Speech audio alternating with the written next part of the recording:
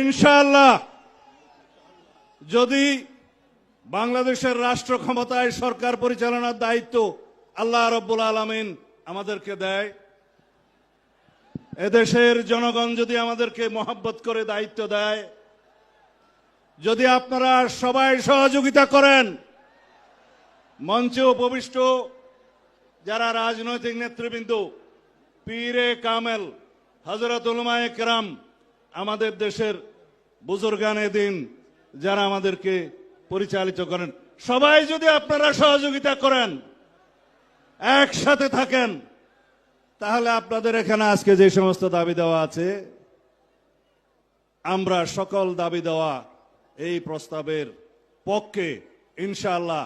কানুনি ব্যবস্থা, আমাকে শেষ করতে দিবেন তো, আমাকে শেষ করতে দিবেন তো। কানুনি সকল ব্যবস্থা জাতীয় সংসদে আলাপ আলোচনার মাধ্যমে গ্রহণ করা হবে ইনশাআল্লাহ। এই জন্য সমগ্র জাতিকে ঐক্যবদ্ধ থাকতে হবে। যাই হোক, আপনারা যে ভাষায় আমাকে কথা বলতে বলছেন সেটা আইনের ভাষা না। আইনের ভাষা হচ্ছে এগুলো কার্যকর করার জন্য, এই প্রস্তাব গ্রহণ করার জন্য সবাইকে ঐক্যবদ্ধ থাকতে হবে, জাতীয় সংসদে সবাইকে ঐক্যবদ্ধ থাকতে হবে এবং সারা বাংলাদেশের মুসলমানদেরকে ঐক্যবদ্ধ থাকতে হবে। আমরা ইনশাআল্লাহ আপনাদের এই প্রস্তাব গ্রহণ করব।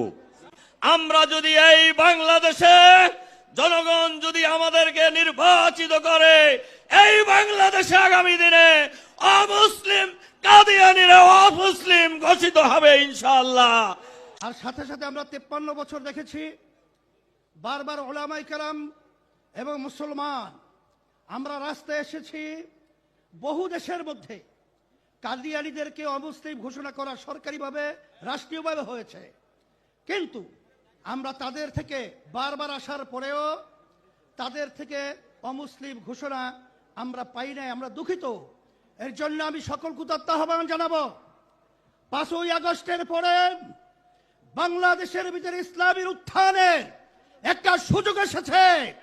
আমাদের নিজেদের পায়ে দাঁড় হয়ে কাদিয়ানীকে অমুসলিম ঘোষণা করব, সংসদের ভিতরে আইন পাস করব, কাদিয়ানী কাফের অমুসলিম অমুসলিম ঘোষণা করলাম এবং আমরা আইন পাস করব ইনশাআল্লাহ।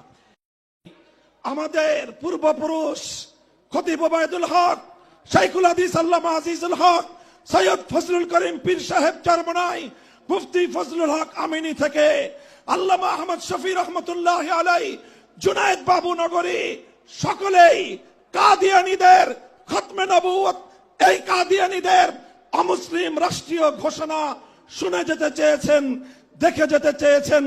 দুঃখ এবং পরিতাপের বিষয়, বাংলাদেশের সরকারগুলো এই কথা রক্ষা করতে পারে নাই। আমাদের আমির হেফাজত আল্লামা মুহিবুল্লাহ বাবু নগরী হায়াতে আছেন, তার নেতৃত্বে পীর সাহেব মধুপুর যেটা তুলেছেন, এবার কাদিয়ানীদের অমুসলিম ঘোষণা দাবি আদায় করার জন্য যদি প্রয়োজন হয় আবার 5ই মের মতো ঢাকা অবরোধ করতে হবে, ঢাকা অবরোধ করতে হবে। এ দাবি আদায় হবে।